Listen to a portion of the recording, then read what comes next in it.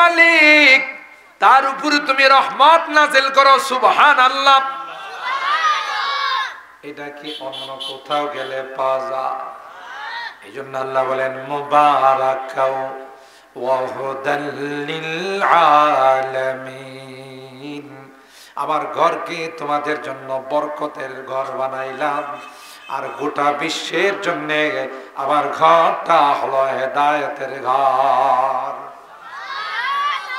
আরো শুনেন, আল্লাহর হাবিব বলেন সাবাতুন ইউযিল্লুহুমুল্লাহু ফি যিল্লিহি ইয়াওমা লা যিল্লা ইল্লা যিল্লুহু, ইমামুন আদিল ওয়া শাবুন নাশাআ ফি ইবাদাতিল্লাহ ওয়া রাজুলুন কলবুহু মুআল্লাকুম বিল মাসাজিদ। সুবহানাল্লাহ। আল্লাহর পয়গম্বর বলেন কিয়ামতের কঠিন ময়দানে যেদিন সব হাহাকার করতে থাকবে, সমস্ত নবীরা নফসি নফসি বলতে থাকবে, কেউ কোনো আওয়াজ দিবে না, কোন রকমের কোন নড়াচড়া করব না। এমন কঠিন দিন হবে রে, সূর্যের তাপের কারণে মাথার মগজগুলো গয়লা গয়লা নাক দিয়া পড়ব। আল্লাহু আকবার কইবেন না? নাক দিয়া গলে গলে পড়বে, চোখ দিয়া পড়বে, কান দিয়া পড়বে, মনে হবে যে সব গলে গলে শরীর থেকে পড়ে যাচ্ছে। এমন কঠিন হবে রে। আবার জমিনটা হয়ে যাইব তামা। জমিনে তো এখন পাও রাখলে ঠান্ডা লাগে না, কিন্তু সেদিন ঠান্ডা পাইবেন না। সেদিন জমিনও তামা, আকাশের সূর্যটাও মাথার উপর। কঠিন অবস্থা হবে। কোন নবী রাসূল সুপারিশের জন্য রাজি হবে না। সকল নবী রাসূলরা নফসি নফসি বলবে। এক গ্লাস পানির জন্য হাহাকার করবে। একজন বনি ইসরাইলের আল্লাহর ওলি 500 বছর আল্লাহর ইবাদত করছে। হাদিসের মধ্যে আসে, মনে মনে আসছে যেই পরিমাণ ইবাদত করছে, আল্লাহর দয়া দিয়ে আমার জান্নাতে যাওয়া লাগবে না, ইবাদত দিয়েই যাবো। ঠিক না? কয় শত বছর। ইন্না আউওয়ালা বাইতিন উদিআ লিন-নাস লাল্লাযী বিবাক্কাতা মুবারাকা ওয়া হুদাল লিল আলামিন। আল্লাহ কয়ে পৃথিবীর মানুষেরা, তোমাদের জন্য একটি বরকতি ঘর বানাইলাম। তুমি যখন বাড়ির থেকে বের হয়ে মসজিদের দিকে কদম বাড়াও, তোমার জন্য ফেরেশতারা দোয়া করতে থাকে। তোমার প্রতিটা কদমে একটা করে নেকি লেখা হয়, আর একটা করে তোমার জীবনের গুনাহ মাফ করে দেওয়া হয়। তুমি যেহেতু আমার কাছে চাইছো, আল্লাহুম্মা আফতালি আবওয়াবা রাহমাতিক, এ মালিক তোমার ঘরে চলে আসলাম, তুমি আমার জন্য তোমার রহমতের দুয়ারগুলো খুলে দাও। তোমার রহমতের ভান্ডার আমার জন্য খুলে দাও। আমি জানি রে মসজিদের ভিতরে তোমার রহমতের ভান্ডার রাখা। জোরে কর রহমতের ভান্ডার কোন জায়গায় গেলে পাওয়া যায়? আরো জোরে কর। অফিসে গেলে পাওয়া যায়, হোয়াইট হাউসে গেলে পাওয়া যায়, চায়নার রাজপ্রাসাদে গেলে পাওয়া যায় না, না কোথাও পাওয়া যায় না। ওই রহমতের ভান্ডার পাওয়া যায় আল্লাহর ঘর মসজিদে গেলে। হাদিসের মধ্যে আসে, যখন আল্লাহর বান্দা মসজিদের মধ্যে প্রবেশ করে ফেলে, দোয়া পড়ে, যখন মসজিদে যায়, একদল ফেরেশতা আল্লাহ তার জন্য দোয়া করতে লাগাই দেয়। সুবহানাল্লাহ। ফেরেশতাদের দোয়া কবুল না ফেরত? সন্দেহ আছে? না, কোনো সন্দেহ নাই। ফেরেশতারা আল্লাহর কাছে কয় আল্লাহুম্মা গফির লাহু, আল্লাহুম্মা রহামহু। আল্লাহ, তোমার বান্দা নন্দনপুর বাজারের দোকান ফালাইয়া,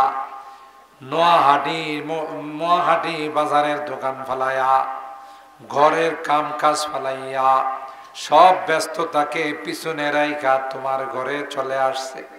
আল্লাহ, তার জীবনের গুনাহগুলো মাফ করে দাও।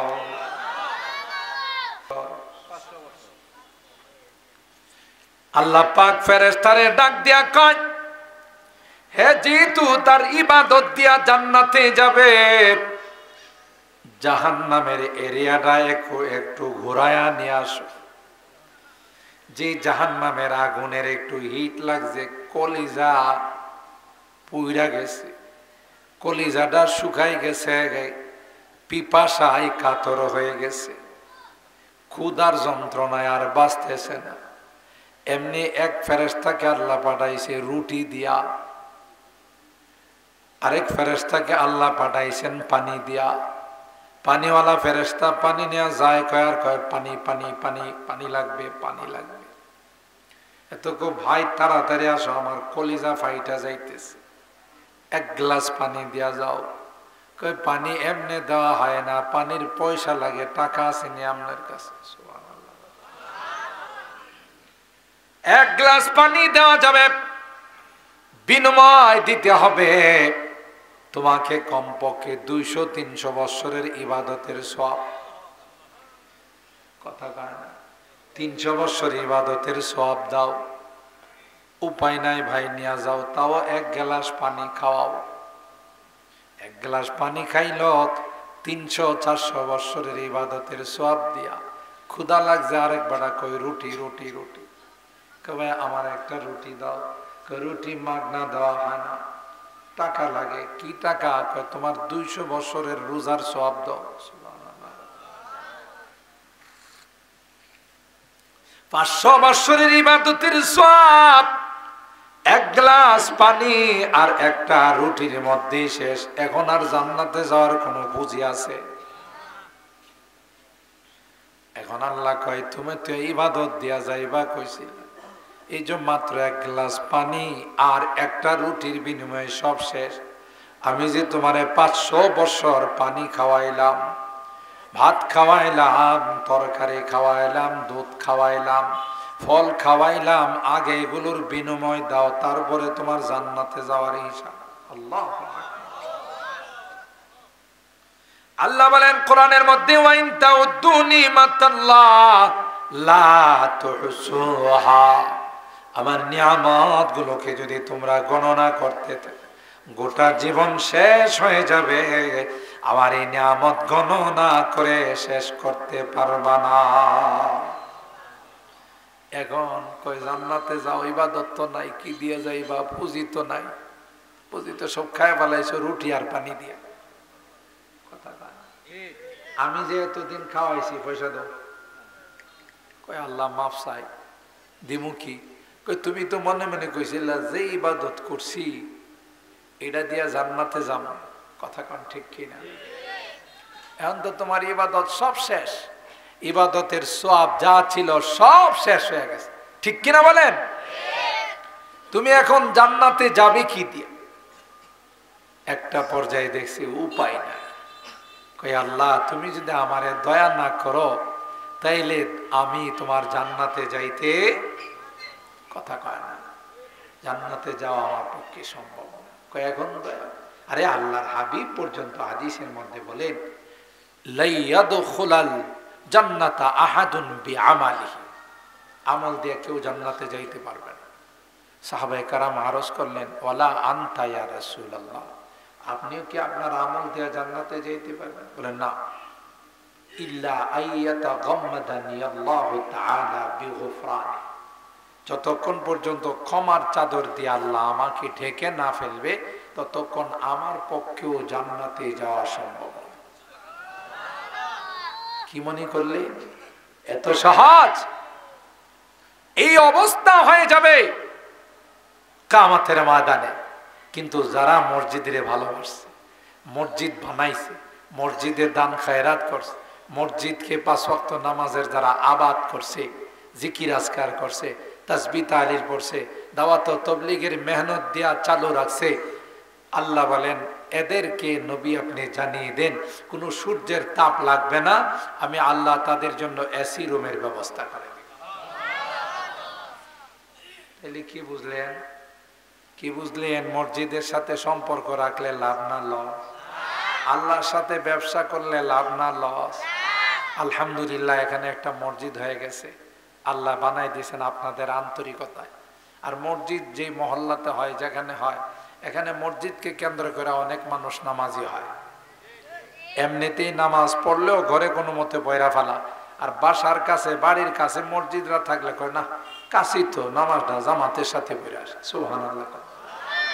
তাহলে এই যারা বানাইলো, যারা জায়গা দিল, যারা সহযোগিতা করলো, সবাই মিলে যারা এই নামাজ পড়বে কিয়ামত পর্যন্ত, সবার যা সওয়াব হবে, যারা তার মধ্যে শরীক হলো তাদেরকে আল্লাহ সমান সওয়াব দান করবে। আলহামদুলিল্লাহ। আমি শুনি আমার উস্তাদে মোহতারাম, আমাদের সাতিয়ান কেন্দ্রের মসজিদের খতিব মালিয়াতা মাদ্রাসার শেখুল হাদিস হুজুর বলছেন যে